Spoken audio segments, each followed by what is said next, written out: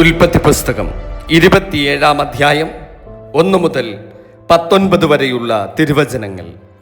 ഇസഹാക്ക് വൃദ്ധനായി അവന്റെ കണ്ണു കാണുവാൻ വഹിയാതെ വണ്ണം മങ്ങിയപ്പോൾ അവൻ ഒരു ദിവസം മൂത്ത മകനായി യേശാവിനെ വിളിച്ച് അവനോട് മകനെ എന്ന് പറഞ്ഞു. അവൻ അവനോട് ഞാൻ ഇതാ എന്ന് പറഞ്ഞു. അപ്പോൾ അവൻ ഞാൻ വൃദ്ധനായിരിക്കുന്നു, എൻ്റെ മരണ ദിവസം അറിയുന്നതുമില്ല. നീ ഇപ്പോൾ നിന്റെ ആയുധങ്ങളായ വില്ലും പൂണിയും എടുത്ത് കാട്ടിൽ ചെന്ന് എനിക്ക് വേണ്ടി വേട്ട തേടി എനിക്കിഷ്ടവും രുചികരവുമായ ഭോജനമുണ്ടാക്കി ഞാൻ മരിക്കും മുമ്പേ തിന്ന് നിന്നെ അനുഗ്രഹിക്കേണ്ടതിന് എൻ്റെ അടുക്കൽ കൊണ്ടുവരിക എന്ന് പറഞ്ഞു. ഇസഹാക്ക് തൻ്റെ മകനായ യേശാവിനോട് പറയുമ്പോൾ റബേക്ക കേട്ടു. യേശാവോ വേട്ട തേടിക്കൊണ്ടുവരുവാൻ കാട്ടിൽ പോയി. റബേക്ക തൻ്റെ മകനായ യാക്കോബിനോട് പറഞ്ഞത്, നിന്റെ അപ്പൻ നിന്റെ സഹോദരനായ യേശാവിനോട് സംസാരിച്ചു. ഞാൻ എൻ്റെ മരണത്തിനു മുമ്പേ തിന്ന് നിന്നെ യഹോവയുടെ മുൻപാകെ അനുഗ്രഹിക്കേണ്ടതിന് നീ വേട്ടയിറച്ചി കൊണ്ടുവന്ന് രുചികരമായ ഭോജനം ഉണ്ടാക്കി തരിക എന്ന് പറയുന്നത് ഞാൻ കേട്ടു. ആകയാൽ മകനെ, നീ എൻ്റെ വാക്കു കേട്ട് ഞാൻ നിന്നോട് കൽപ്പിക്കുന്നത് പോലെ ചെയ്യുക. ആട്ടിൻ കൂട്ടത്തിൽ നിന്ന് അവിടെ നിന്ന് നല്ല 2 കോലാട്ടിൻ കുട്ടികളെ കൊണ്ടുവരിക.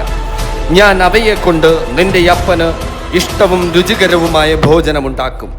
നിന്റെ അപ്പൻ തിന്ന് തൻ്റെ മരണത്തിനു മുമ്പേ നിന്നെ അനുഗ്രഹിക്കേണ്ടതിന് നീ അത് അവൻ്റെ അടുക്കൽ കൊണ്ടു ചെല്ലണം. അതിന് യാക്കോബ് തൻ്റെ അമ്മയായ റബേക്കയോട്, എൻ്റെ സഹോദരനായ യേശാവ് രോമമുള്ളവനും ഞാൻ രോമം ഇല്ലാത്തവനുമാകുന്നുവല്ലോ. പക്ഷേ അപ്പൻ എന്നെ തപ്പി നോക്കും.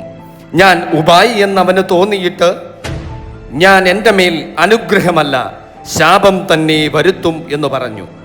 അവൻ്റെ അമ്മ അവനോട്, മകനെ, നിന്റെ ശാപം എൻ്റെ മേൽ വരട്ടെ, എൻ്റെ വാക്കു മാത്രം കേൾക്കാം, പോയി കൊണ്ടുവാ എന്ന് പറഞ്ഞു.